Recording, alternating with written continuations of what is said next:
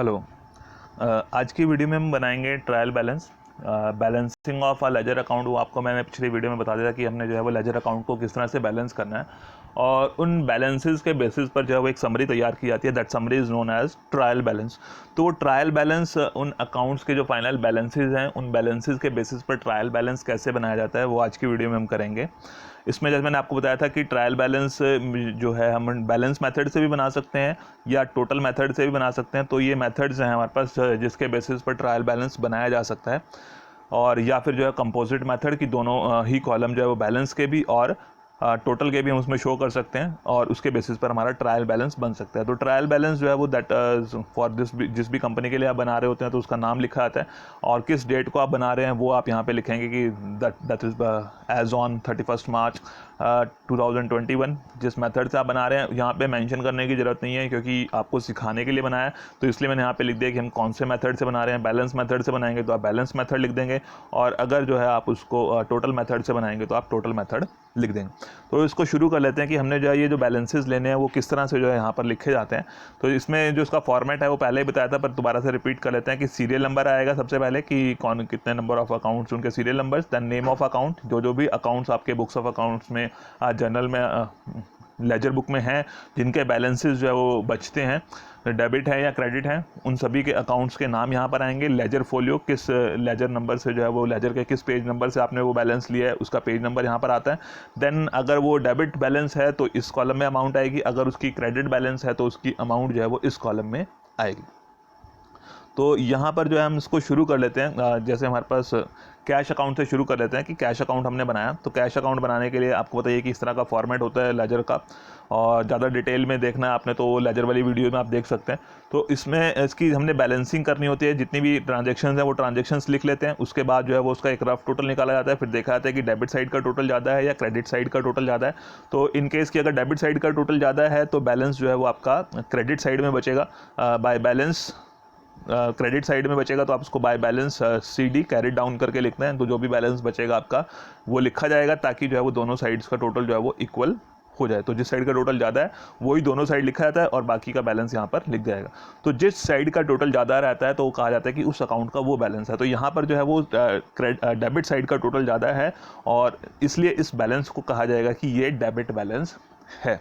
और जब आप इसको नेक्स्ट ईयर में कैरी फॉरवर्ड करते हैं तो कैरी फॉरवर्ड करने के लिए तो ये क्रेडिट में इधर आपने लिखा है तो उसको आप फिर डेबिट में लिखते हैं, और डेबिट में लिखने के लिए 2 से शुरू करते हैं, जो भी आपकी अकाउंटिंग एंट्रीज हैं, टू बैलेंस। और जब आप फर्स्ट टाइम ओपनिंग बैलेंस लिखते हैं तो ओपनिंग बैलेंस के लिए जो है वो BD ब्रॉट डाउन करके लिखते हैं, और जो क्लोजिंग बैलेंस होता है उसके लिए आप CD कैरी डाउन करके लिखते हैं। तो ये इसका ओपनिंग बैलेंस हो गया 46,310, ये इसका डेबिट बैलेंस है। तो कैसे आपने देखना है डेबिट बैलेंस है या क्रेडिट बैलेंस, या तो आप उसकी जो, अगर आप इसको कह रहे हैं कि इस एंट्री से हमने जो है वो ट्रायल बैलेंस में लिखना है, तो ये आपकी ओपनिंग एंट्री होगी। बट ओपनिंग एंट्री जो है वो नेक्स्ट ईयर में चली जाती है, हम जो है वो प्रीवियस ईयर में ही जो एंड डेट है उस डेट के बैलेंस को कंसीडर करते हैं। तो ये जो बैलेंस बचा है हमारे पास 46,310, इसके बेसिस इसको हमने जो है वो ट्रांसफर करना है किसमें, ट्रायल बैलेंस में। तो ये जो लिखा गया है हमने लिखा है क्रेडिट साइड में, बैलेंस बचा है हमारा क्रेडिट साइड में, दैट मीन्स कि टोटल जो है वो डेबिट साइड का ज़्यादा है, तो ये बैलेंस जो है वो डेबिट बैलेंस माना जाएगा।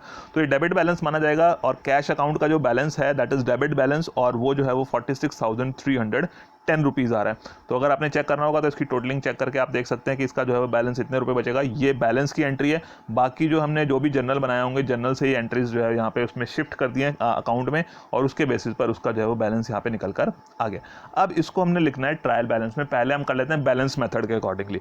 तो बैलेंस मेथड के अकॉर्डिंगली अगर हम कर रहे हैं तो कैश अकाउंट की बात की, तो कैश अकाउंट जो है वो हमारा आ गया 46,310। उसका बैलेंस जो है वो डेबिट बैलेंस था, तो अमाउंट आपने डेबिट वाले कॉलम में लिखनी है, क्रेडिट वाले कॉलम में आप कुछ भी नहीं लिखेंगे।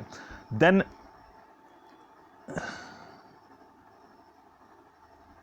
कैश अकाउंट था, कैश अकाउंट के बाद हमारे जो लेजर बुक है उसमें अकाउंट बना हुआ है कैपिटल का। तो कैपिटल का अकाउंट बना हुआ है। अब आप बताएं मुझे कि ये जो कैपिटल का जो बैलेंस CD जो क्लोजिंग बैलेंस है, ये एक डेबिट बैलेंस है या क्रेडिट बैलेंस है। ये हमने लिखा हुआ है डेबिट साइड में, और दैट मीन्स कि क्रेडिट साइड का टोटल ज़्यादा है। जब क्रेडिट साइड का टोटल ज़्यादा है तो दैट मीन्स कि ये आपका क्या बन गया, क्रेडिट बैलेंस हो गया। तो इसको कैपिटल अकाउंट के बैलेंस को हम कहाँ पे लिखेंगे, क्रेडिट साइड में लिखेंगे, और इसका जो बैलेंस है दैट इज 1 लाख रुपीज़।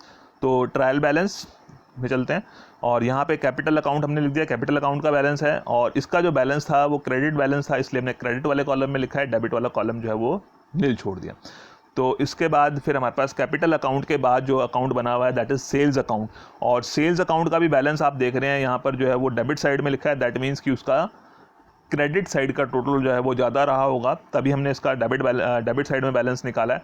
तो ये जो बैलेंस है इसको हम कहेंगे कि ये इसका क्रेडिट बैलेंस है, और ये जो क्रेडिट बैलेंस है दैट मीन्स कि उसको क्रेडिट साइड में लिखा जाएगा। तो सेल्स अकाउंट, इसका जो बैलेंस है सेल्स अकाउंट का डेबिट में अमाउंट नील आ जाएगी, क्रेडिट में जो इसका बैलेंस बचता है 4410 रुपीज़, 4410 रुपीज़ सेल्स अकाउंट पे आ गए। सेल्स अकाउंट के बाद जो हमारे पास अकाउंट बना हुआ है यहाँ पर दैट इज़ बैंक अकाउंट, और बैंक अकाउंट का अगर हम बैलेंस देखते हैं तो वो क्रेडिट साइड में लिखा हुआ है। कहाँ पे लिखा हुआ है?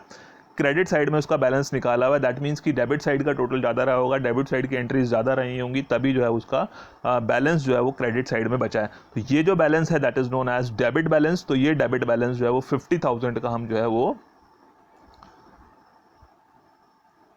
ट्रायल बैलेंस में लिखेंगे। और अकाउंट है हमारा बैंक अकाउंट, बैंक अकाउंट और डेबिट अमाउंट में जो है वो उसकी 50,000 रुपीज़ जो है वो डेबिट साइड में उसके आ जाएंगे। बैंक अकाउंट के बाद हमारे पास बना हुआ है फर्नीचर अकाउंट, और फर्नीचर अकाउंट में भी अगर हम देखते हैं तो उसका जो बैलेंस है वो हमने लिखा हुआ है क्रेडिट साइड में, दैट मीन्स कि डेबिट साइड का टोटल ज़्यादा रहा होगा, तभी जो है वो बैलेंस क्रेडिट साइड में लिखा गया है। तो ये भी बैलेंस जो है वो डेबिट बैलेंस हो गया। फर्नीचर का बैलेंस जो है वो डेबिट बैलेंस, वैसे भी अदरवाइज भी आप थोड़ा सा ध्यान रख सकते हैं कि जो एसेट्स हैं उनके डेबिट बैलेंस रहेंगे, जो लायबिलिटीज़ हैं उनके क्रेडिट बैलेंस रहेंगे। तो ये डेबिट बैलेंस आ गया फर्नीचर का, और ये अमाउंट जो है वो 5,000। तो ट्रायल बैलेंस में हमने किस तरह से लिखना है इसको? फर्नीचर अकाउंट और 5,000 जो है वो डेबिट अमाउंट, क्योंकि डेबिट बैलेंस था, और क्रेडिट अमाउंट जो है वो नील आ जाएगी। फर्नीचर के बाद हमारे पास जो अकाउंट है that is telephone charges account. तो टेलीफोन चार्जेस भी आप देख रहे हैं कि उसका बैलेंस हमने क्रेडिट साइड में लिखा हुआ है, दैट मीन्स कि उसका डेबिट टोटल जो है वो ज़्यादा रहा है, तो इसीलिए यहाँ पे क्रेडिट साइड में उसका बैलेंस लिखा गया है, और अमाउंट जो है वो उसकी 2400। तो टेलीफोन चार्जेस, इसका जो डेबिट बैलेंस है 2400 जो है वो यहाँ पर लिख दिया हमने। टेलीफोन चार्जेस 2400 डेबिट में लिख दिया, क्रेडिट अमाउंट नील आ गई। देन उसके बाद है इलेक्ट्रिसिटी एक्सपेंसेस। इलेक्ट्रिसिटी एक्सपेंसेस का जो बैलेंस है इसका भी डेबिट बैलेंस है, डेबिट बैलेंस जो है वो 600 रुपीज़ आया। तो इलेक्ट्रिसिटी चार्जेस 600 डेबिट में आ गया और अमाउंट क्रेडिट में नील आ गई। तो जैसे आपके इनकम्स हैं उनके बैलेंसेस जो है वो क्रेडिट बैलेंस होते हैं, जो एक्सपेंसेस हैं उनके डेबिट बैलेंस होते हैं। जनरली आपको वो भी पता है, उसको भी चीज़ को आप ध्यान रख सकते हैं थोड़ा सा याद रखने के लिए। बाकी इसमें अकाउंट का बैलेंस आपने देखना है किस साइड में निकला है, तो दैट मीन्स कि दूसरी साइड का टोटल ज़्यादा रहा होगा। तो जिस साइड का टोटल ज़्यादा रहता है उस बैलेंस को, उस अकाउंट के बैलेंस को कहते हैं कि वो डेबिट बैलेंस है या क्रेडिट बैलेंस है। कि अगर डेबिट साइड का टोटल ज़्यादा है तो वो डेबिट बैलेंस कहलाएगा, और अगर क्रेडिट साइड का टोटल ज़्यादा है तो वो क्रेडिट बैलेंस कहलाता है। देन इसके बाद जो हमारे पास अकाउंट है दैट इज़ चैरिटी अकाउंट, और चैरिटी अकाउंट में भी जो है वो उसका अगर हम देख रहे हैं तो इसका बैलेंस भी जो है वो डेबिट बैलेंस है, और अमाउंट जो है वो 100 रुपीज़ की है। तो चैरिटी अकाउंट अमाउंट जो है इसकी डेबिट अमाउंट 100 रुपीज़ की है, और क्रेडिट में जो है वो अमाउंट नील आएगी। तो जितने भी अकाउंट्स हमारे पास बने हुए थे लेजर में उनके सबके हमने बैलेंसेस यहाँ पर ले लिए हैं। और अगर आप अब इसका टोटल करेंगे डेबिट का और क्रेडिट का, इट शुड बी इक्वल, ये बराबर होना चाहिए। और अगर ये बराबर नहीं हो रहा है दैट मीन्स कि कहीं ना कहीं कोई अर्थमेटिकल मिस्टेक आपकी हो गई है, कहीं टोटलिंग में, कहीं बैलेंसिंग में जो है वो गलती हो गई है, चाहे वो जनरल बनाते हुए चाहे वो लेजर बनाते हुए। तो टोटलिंग में, बैलेंसिंग में, कैरी फॉरवर्ड करने में कहीं ना कहीं गलती होगी है, वो आपको चेक करनी पड़ेगी, या कोई एंट्री जो है वो एक साइड लिख दी गई है दूसरी साइड नहीं लिखी गई है, तब जो है वो बैलेंस मैच नहीं करता। तो हमने जो है वो सभी एंट्रीज लिख ली हैं, तो इसका जो है वो टोटल हमारा मैच कर गया है। दैट मीन्स कि जो हमारा जो बुक्स ऑफ अकाउंट्स हमने मेंटेन की थी उनकी अर्थमेटिकल एक्यूरेसी जो है यहाँ से चेक हो जाती है। तो इस तरह से जो है हम बैलेंस मेथड के अकॉर्डिंगली जो है वो ट्रायल बैलेंस बना सकते हैं। दैट मीन्स कि जैसे आपके पास जितनी भी ट्रांजेक्शन्स हुई हैं सब ट्रांजेक्शन्स करने के बाद जो फाइनल बैलेंस बचता है वो बैलेंस आपने देखना है कि वो बैलेंस डेबिट बैलेंस है या क्रेडिट बैलेंस है। अगर वो डेबिट बैलेंस है तो उसको आपने क्या करना है, डेबिट साइड में लिखना है, और अगर क्रेडिट बैलेंस है उस अकाउंट का तो आप उसको क्रेडिट में लिखेंगे। और उसके बाद जो है वो फाइनली जब आपने सभी अकाउंट्स के बैलेंसेज यहाँ पर लिख लिए हैं तो उसके बाद आप टोटल करेंगे, और वो टोटल जो है वो आपका मैच करना चाहिए। कई बार एग्जाम में इस तरह से भी क्वेश्चन आता है आपके पास कि आपको कुछ रफ फिगर्स दे दी जाती हैं और उसके बेसिस पर आपको कहा जाता है कि ट्रायल बैलेंस बनाएं। तो यहाँ पे तो हमने जो है वो अकाउंट बनाया हुआ था, और उस अकाउंट के बेसिस पर जो है वो हमने एंट्रीज को जो है वो ट्रायल बैलेंस में शिफ्ट किया कि हमने जो है वो अकाउंट से चेक किया कि वो बैलेंस डेबिट है क्रेडिट है, तो यहाँ से देख के हमें जो है वो अकाउंट से पता लगा कि उसका बैलेंस डेबिट है या क्रेडिट है, उसके अकॉर्डिंगली हमने उसको ट्रायल बैलेंस में लिखा है। तो कई बार जनरल एंट्रीज जनरली जो है वो आपको कुछ बैलेंसेस दे दिए जाते हैं और विदाउट अकाउंट्स, और आपको कहा जाता है कि ट्रायल बैलेंस बनाए। तो अगर इस तरह की इंफॉर्मेशन है तब आपने ध्यान रखना है कि जो भी आपकी एसेट्स हैं उन एसेट्स के बैलेंसेस जो है वो डेबिट बैलेंसेस रहेंगे। जैसे हमारे पास बैंक अकाउंट था, फर्नीचर अकाउंट था, तो इनके बैलेंसेस जो है वो डेबिट रहेंगे, कैश अकाउंट था। और जो आपकी लाइबिलिटीज़ हैं, तो लाइबिलिटीज़ हैं या कैपिटल है, उसका बैलेंस जो है वो क्रेडिट बैलेंस रहेगा। तो कैपिटल अकाउंट का या कोई लाइबिलिटी और आपकी होगी, क्रेडिटर्स हैं तो उनका बैलेंस जो है वो क्रेडिट बैलेंस होते हैं।